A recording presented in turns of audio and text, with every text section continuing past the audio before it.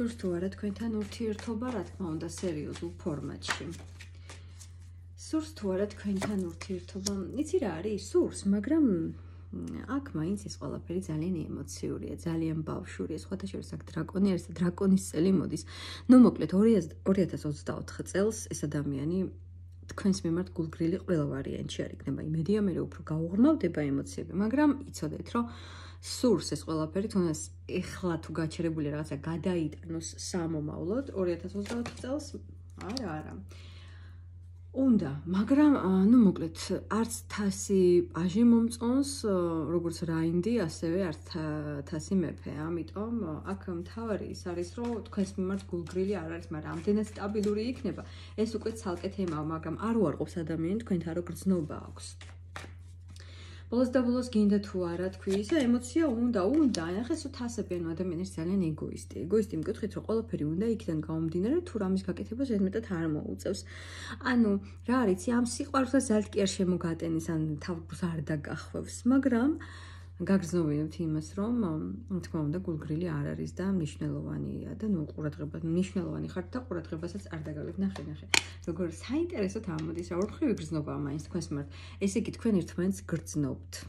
დიდად თავზე გადაყოლილი შეიძლება არც თქვენ ხართ ახლა მაგაზე, მაგრამ მაინც თქვენ რაც არ უნდა იყოს აქ, გინდათ ერთმანეთი და გაქვთ ამის სურვილი, რომ იყოთ კარგად, მაგრამ არც თქვენ ტოვებთ კომფორტის ზონას, შესაბამისად მისი მოქმედებიდან გამომდინარე და არც ის არ ტოვებს თავისთავად და შემოყურებს, რომ აბა შენ რას აკეთებ, მაგრამ ეს არ მომწონს. ახლა მამაკაცმა ხომ უნდა იცოდეს, რომ პირველი მან უნდა გააკეთოს ყველაფერი.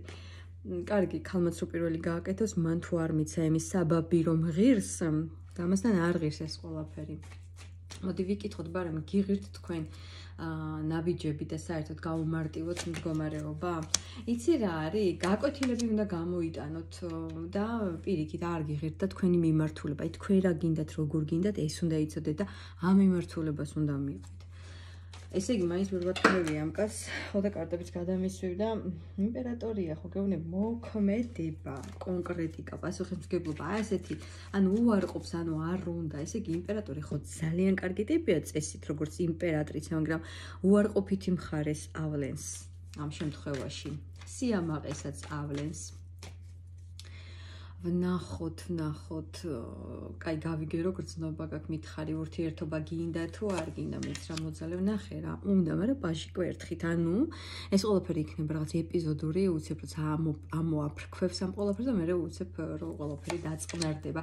ანუ კონკრეტიკა მაინც არ იქნება და ერთ წრეზე მიდის ეს ყველაფერი, ვისაც არჩევანი აქვს, არჩევანის გაკეთებას არ აპირებს, მაგრამ ვისაც არჩევანი არ აქვს, ის არ იქნება, მოდი ვთქვათ, თანაბარი მოქმედება და დაბალანსებული, როგორ ვთქვათ, მონაწილეობა ერთმანეთის ცხოვრებაში.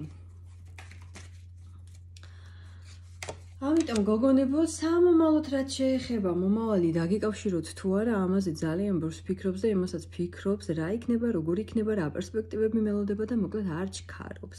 მაგრამ ნუ მადლობა ღმერთს, რომ ემოციები აქვს.